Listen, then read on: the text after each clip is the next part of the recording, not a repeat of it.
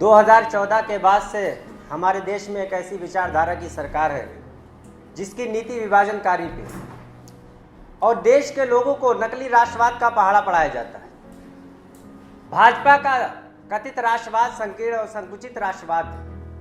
भाजपा जिस राष्ट्रवाद की कल्पना करती है उसमें देश की एक बड़ी आबादी, अल्पसंख्यक समुदाय, दलित, आदिवासी समाज नहीं।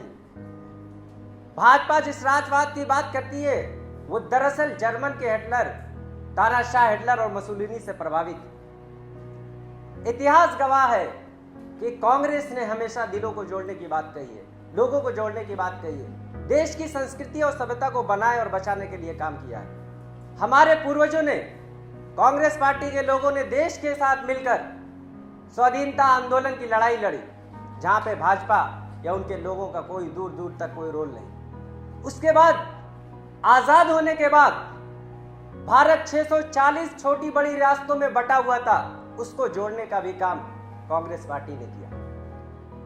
पंजाब का समझौता हो, कश्मीर का समझौता हो, असम समझौता, मिजोरम समझौता हो, पूरे देश को जोड़ने में कांग्रेस का रोल है। उसके बाद इंस्टीट्यूशन की बात आती है, उद्योग की बात आती है, बड़े बड़े उद्योग, सेल, भेल, BSNL, shipping corporation, Indian airlines, सबके सब कांग्रेस ने लगाया। आज 70 साल में कांग्रेस ने जो बनाया था उसे भारतीय जनता पार्टी की सरकार बेचने पे तुली।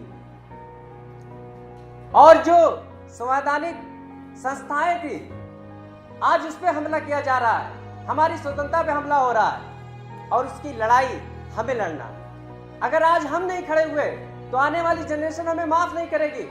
हमारे गिरीबान पकड़ के हमसे सवाल किया जाएगा कि जब लोकतंत्र पे हमला हो रहा था, जब देश के संविधान पे हमला हो रहा था, जब गांधी के देश में गोडसे की पूजा हो रही थी, तो आप कहां थे? और मैं दावे के साथ कह सकता हूं कि कांग्रेस पार्टी इन विचारधारों के खिलाफ, संघीय विचारधारों के खिलाफ लड़ सकती है।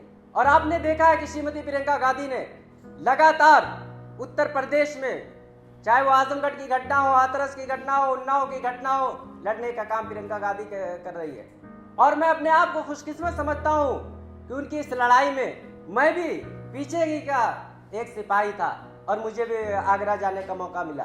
रात के अंधेरे का वो मंजर मुझे याद आता है। फैज अहमद फैज की वो नज्म मैं सुना के अपनी बात खत्म करना चाहूंगा कि ये दाग दाग उजाला, ये शब गजीद शहर की इंतजार था जिसका, ये वो शहर तो नहीं, ये वो शहर तो नहीं जिसकी आरजू लेकर चले थे यार की मिल जाएगी कहीं न कहीं।